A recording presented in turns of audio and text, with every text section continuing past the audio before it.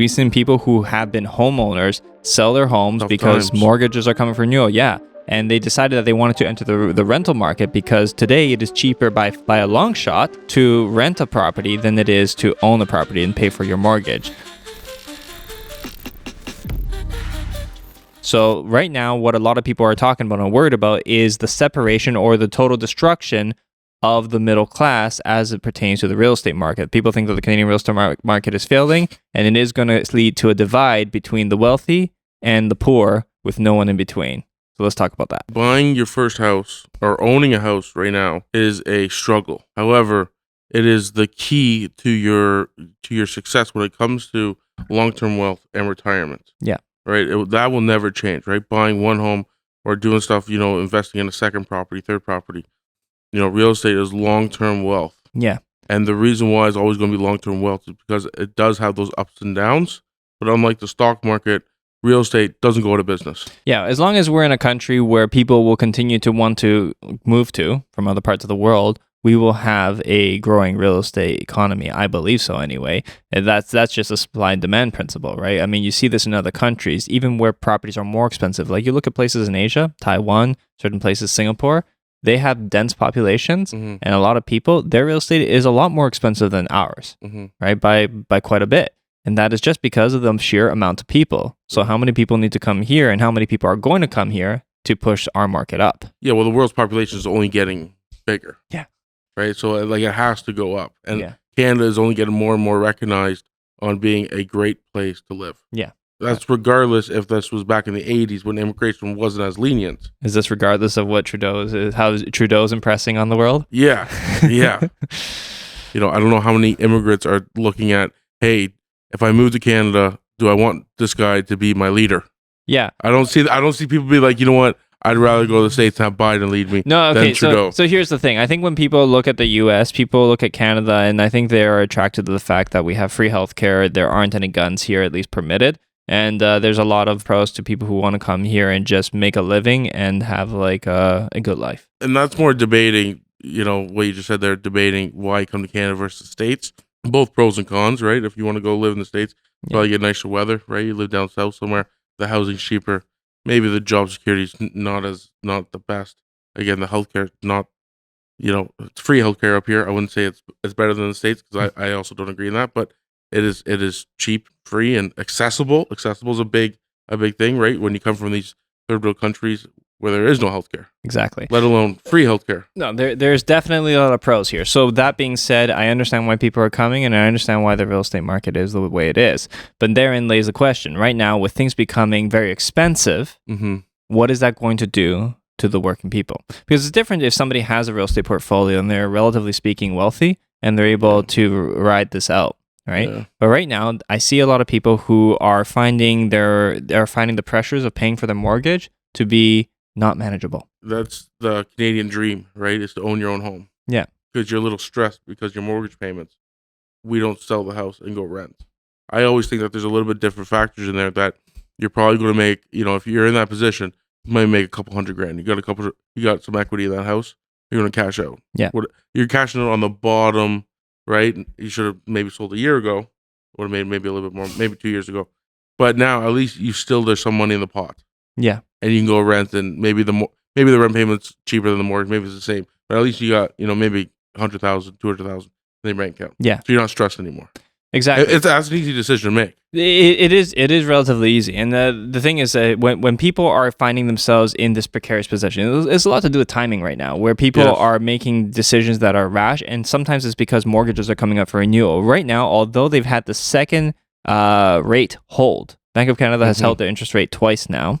And we would think that this would positively affect the real estate market in terms of valuations, either holding steadier or even going up, encouraging people to buy. Yeah. But because of the amount of people who have mortgages coming up for renewal, a lot of people are listing their properties trying to get out because they don't think they're going to be able to afford new mortgage payments that are coming up. Because some of these people locked in at 2%, somewhere in and around there. And now they're going to be looking at, if they go on variable, they're going to be looking at pushing 8%. Yeah. Right? And they go on fixed, like they're going to be somewhere in the 5-ish range or something. So people are finding themselves in difficult situations. And sometimes when people are looking at the prices and saying, hey, real estate prices are going down, maybe I'm going to be able to afford it. What I hear a lot of something that you just said there, and you said maybe. Yeah. That means there's some uncertainty in the market. And that's what I hear from all my friends. Okay, because we don't know what interest rates are going to do. No. They don't know what they should do. Should I sell my house?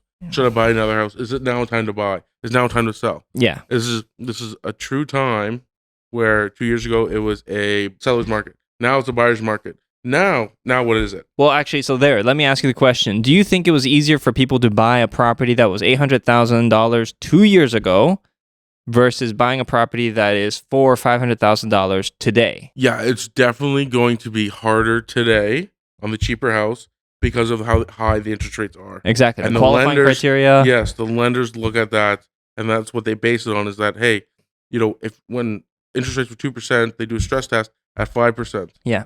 It's like, hey, if interest rates go up to 5%, can this guy afford the house? Yeah. Yes, he can. Well, now they're 5%.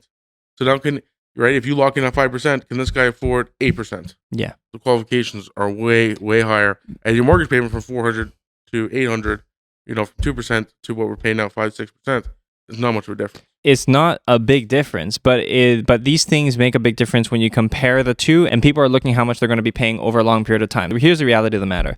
The middle class are mostly not real estate investors. The middle class are people who go out and they work and they want to buy a home, and it's not that is an investment for them. That is a form of forced savings. For a lot of people, and they say this in the real estate community, your home, your primary residence is not an investment. It is in fact a financial liability, because look how much, like if you own a home today, how much are you paying in your mortgage? If you're on variable rate, you bought a house for let's say $800,000, $900,000, you're looking at a mortgage of about $5,500 roughly, give or take, if you're on a variable rate. That's a lot of money, plus utilities, taxes, insurance. Yep. Right. That is not getting cheaper either. No, that's not getting cheaper, right? It's holding steady right now, but that could go up, that could go a little bit down marginally, but it still has a long way to go.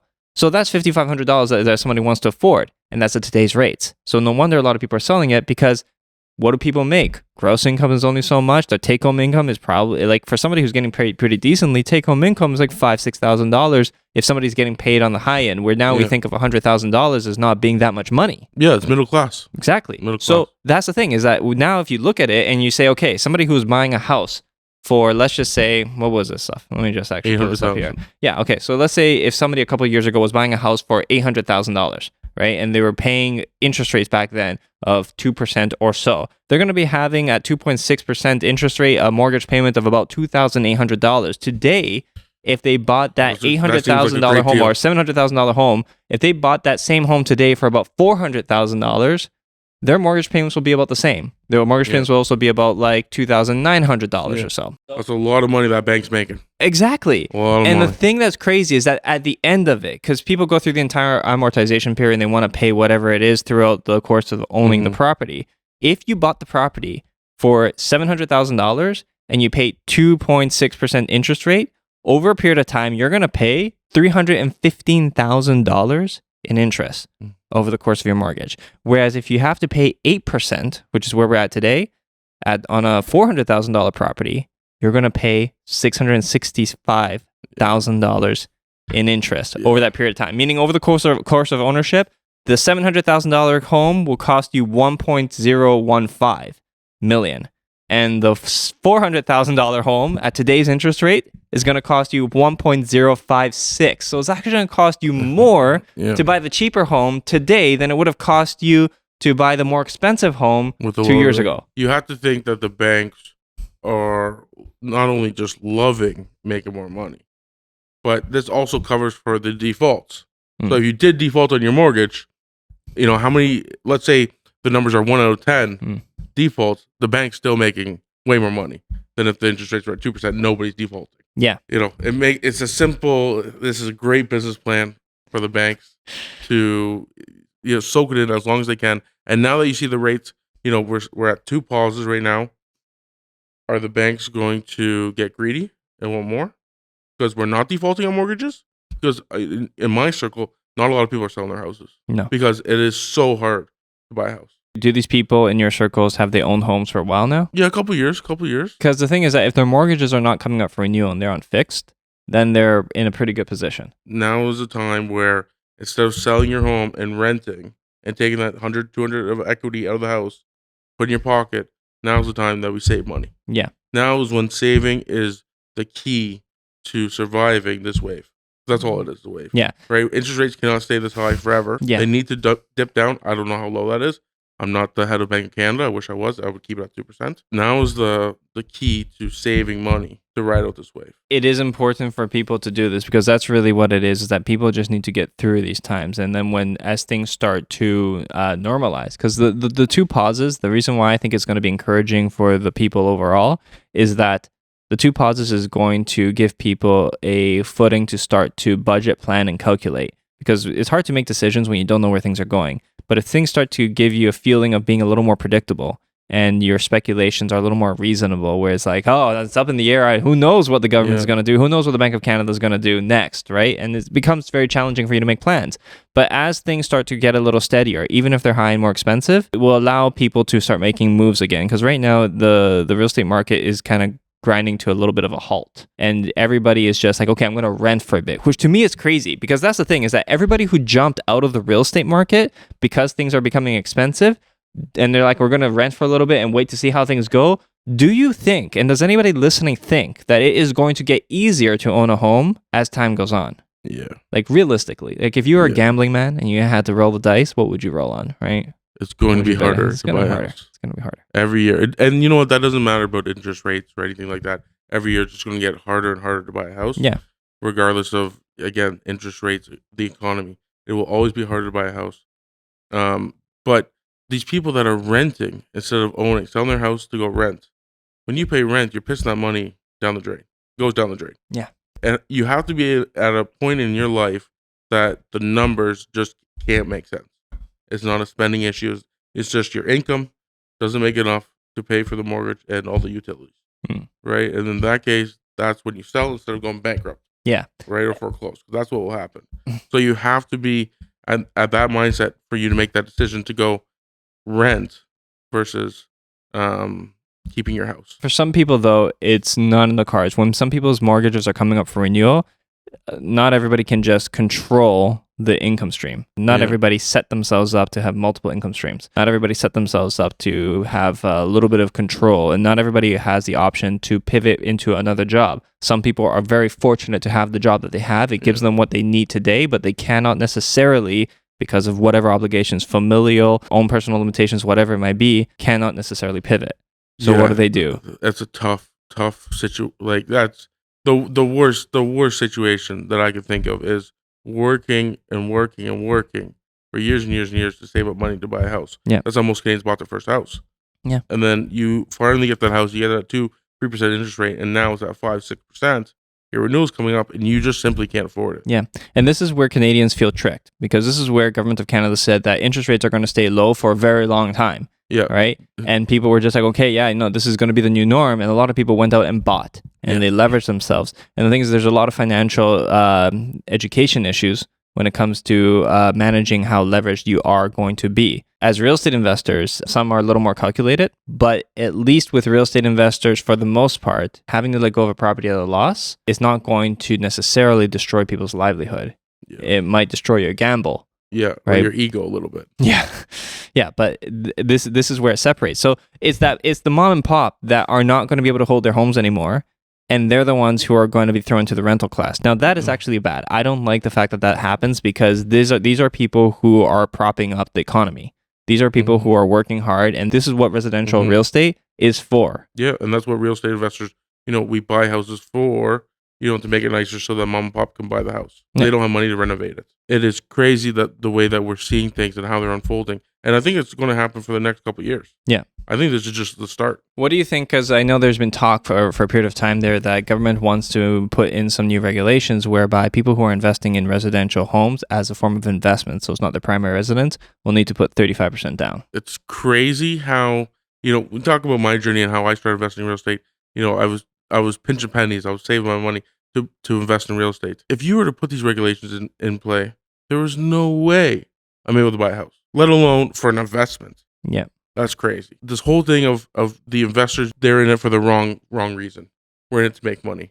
That is not why I'm in real estate, right? It is a safe and casual way to invest my money. You can still have a life by investing there, and Yeah. it's not necessarily going to keep you up the same way that stocks will, or some kind of but cryptocurrency. but it's safe, and I can go see the tenants. I can go Tangible. say hi. Making it that the regular Joe like myself can't touch it, can't touch that investment. It's crazy. I come from this thing of it's called changing your family tree, where what my grandparents did to what my parents did to now what I do. Right, my parents don't invest in real estate. Luckily enough, they own their own home. My grandparents didn't own their own home, right? So they just changed the family tree a little bit. Yeah. Now I own my own home, and then I own a couple more houses. Yeah. Right? I'm changing my family tree. Yes. And then my kids, they can't do it if they didn't have any help with me. Will they be able to do it? Do you think your kids will be able to afford a home? Because that's a big question. A lot of people ask the question, will my children be able to buy a house anymore? I would like to say yes, right? Because I'm going to be biased. But, if I didn't start changing my family tree right now, and I just bought one house, Yeah. right? And I have 2-3 kids, it's going to be very, very hard for them to have money on their own Yeah. to buy a house, right? Do you always need help from your parents now to buy a house? It's never going to be, if you're 20 years old coming out of university or 25 years old, and the house prices what they are right now, and the job, how much money you make at work, it doesn't match up for you to save money to buy a house. To save $30,000 for down payment takes you a year. Should take you a year when you're living at mom and dad's. When you're living at mom and Okay, dad's. and that's 5% on a $500,000 house. Okay, what kind of income are you assuming, and what kind of saving are you assuming? Yeah, that's rice and beans. That's living on rice and beans, living at mom and dad's. Okay, got it. Right? You Yeah. really want to buy that house. And for anybody listening to that and saying, oh, yeah, no, that's easy for you to say that you can say that. I do know kids who have been working like summer construction jobs and Yes. managed to save $20,000 Yes. to buy like a last year's freaking Mustang, Yeah. right? Yeah. And that's a down payment on a house. and they can save that. So I think, with a little more hustle and grind, people can also save something else. And I know the one kid I know who did that, for example, he was just cleaning cars after school, Yeah. right? He posted it on Facebook and he was doing this. This is not the point of it, really. The point is like, okay, yes, I agree that it is feasible to do that in certain areas. But I think what people complain about sometimes is that I live in Toronto.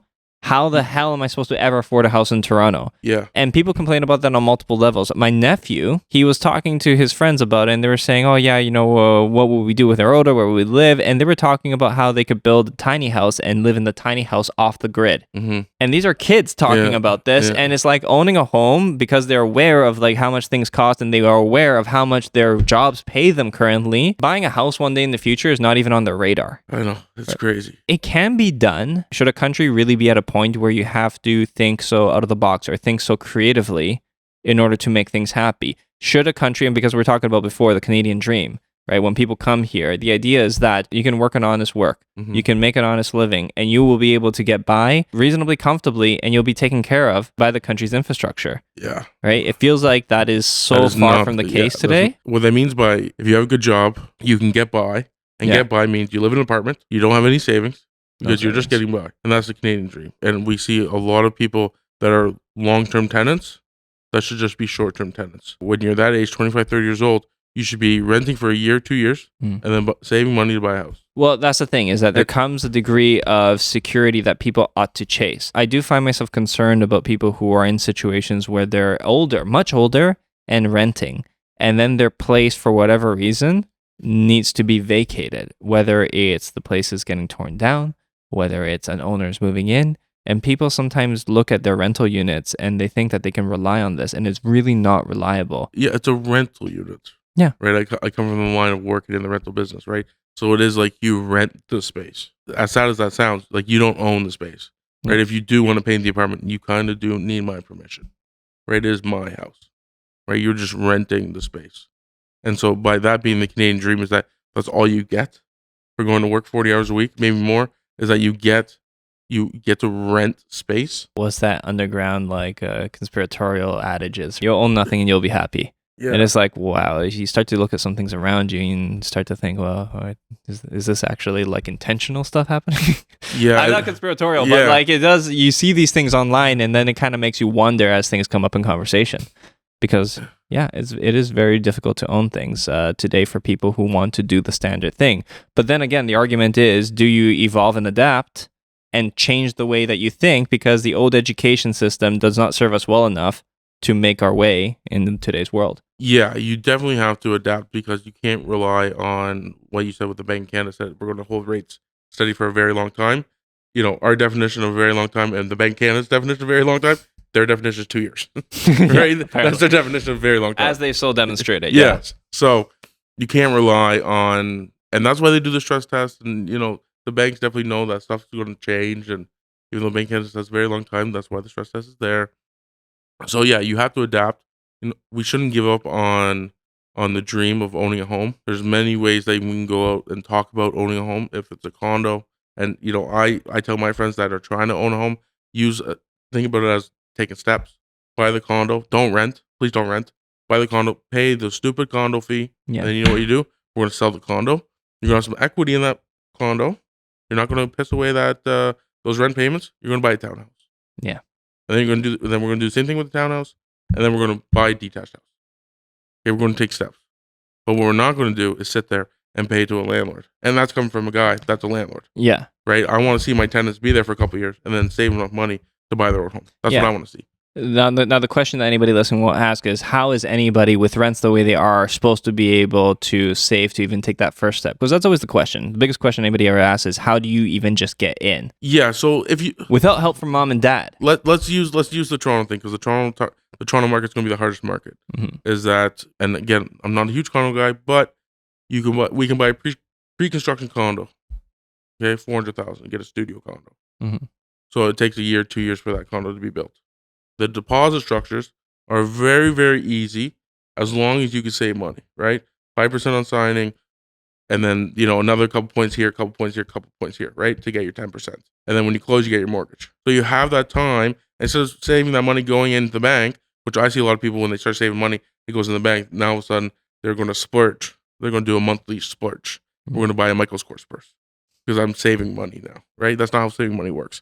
So by sending it to the pre-construction condo, at least you have a goal of money that in 2 years, the condo's ready and you do have an asset, and that saving money was a great thing that you have now. Yeah. And then we use this. Now we go and we buy a townhome in, you know, wherever, Vaughan, or, you know, whatever little suburb in Toronto that's a little bit cheaper, Yeah. right? And you can't go from renting an apartment, 1-bedroom apartment, to owning a detached house. Not for yourself, no. No, it doesn't. A detached rental property, sure. Yeah, like it doesn't work like that, right? You do need to make steps, and by making these little steps, it helps you by not giving up. And what you said too, it forces you to put your money somewhere, is really what I've always seen, and I think a lot of people view the owning of a property, the owning of your primary residence for the working class, is a forced savings account. Yes. You have to save. Instead of paying it in rent, you're paying it to your own equity, and you now have a save. Effectively, you saved some kind of value in the property, and that's what it does for a lot of people. And I think that's a very good thing in terms of preserving somebody's future and longevity and security later on when they're looking to retire. Because how many people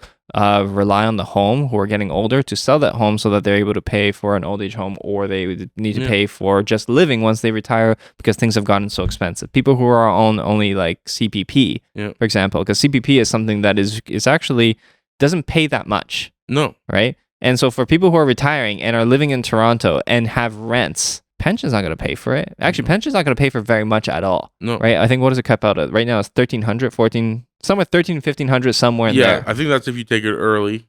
If you take it, what's the earliest? With old age benefits? No, it's somewhere that 13 to 15, somewhere there's where it caps. If you take old age benefits and some other things, it goes up in around $2,000. Yeah, so if you don't have a work pension. No, you need a separate work pension from some unionized company, like teachers union, nurses union, something. Yeah, and then you need a paid off house. Yeah. Right? No if you problem. have that, you have good retirement. Yeah, exactly. No, if that's the case, then that works. So to be honest, if you have two pensions, you're collecting $4,000 a month, roughly. You're doing okay. You can be reasonably comfortable, but you still have to be frugal if you're in Toronto. Yeah, and you just work. So if you're in Toronto, they did release some articles saying that if you are earning a median income in Toronto, it takes you about 23 years if you're saving 10% of your pre-tax income. I like how they say pre-tax, as if though like people are getting that. Right? It's like you have to save 10% of your pre-tax income for 23 years in order to own a home in Toronto. This is demoralizing stuff. People can't think that far. Yeah, and I don't get the point of, and that guy that's writing that article is sitting in his nice, beautiful Toronto house, right? Feeling he's having a great day because he gets to write this article that nobody can do what I'm doing. Right? I get to live in a detached house in Toronto. Yeah. It's so sad. And, don't give up when you're reading stuff like that. You can save the money. You can have a plan to make it work. If it is the step stool method from condo, townhouse, detached house, maybe semi-detached house, you can buy a house. When people come to us and they ask us, how can I get into this? The principles of getting into a home are the same as they would be for if you're getting into an investment property, if you're getting into a home for you to live in. The only thing is that you just have to balance out what your situation is. And for people whose saving potential isn't as high, the principles are still the same. It's about leverage, it's about credit, it's about whatever it is that you have to your advantage. If you have a reasonably strong income, you leverage your credit against borrowing so you can buy into a property. And you buy a property that you can afford, you don't necessarily buy the property you want. People struggle with the idea that they have to buy a property someplace where they don't necessarily want to live because they want to live in Toronto, and they don't necessarily want to go buy a house in, let's just say, Oshawa, or they don't want to go further out. They don't want to go to frigging Barrie even, right? Barrie, there's some actually nice houses there that are, relatively speaking, reasonably priced. But people don't want to have to drive to Toronto. The classic idea is owning a home that you live in. Home ownership doesn't mean you have to live in it. In fact, it's more sensible, in my opinion, to buy a home you can afford somewhere, become a landlord, deal with it, it's okay, and rent close to where you work. Yeah. Because your work might change. It's harder to sell your house and move stuff, but it's easier to break your lease at the end of the term, move out, and go to rent another place near where you work. At least then you have home ownership. So you can compromise and get a little bit of security of owning a property so that as you get older and you retire, that's what you want. But the thing is that the classic version of being proud to own your home and live in it, that classic notion is slowly going away. It's out of reach. It's going away.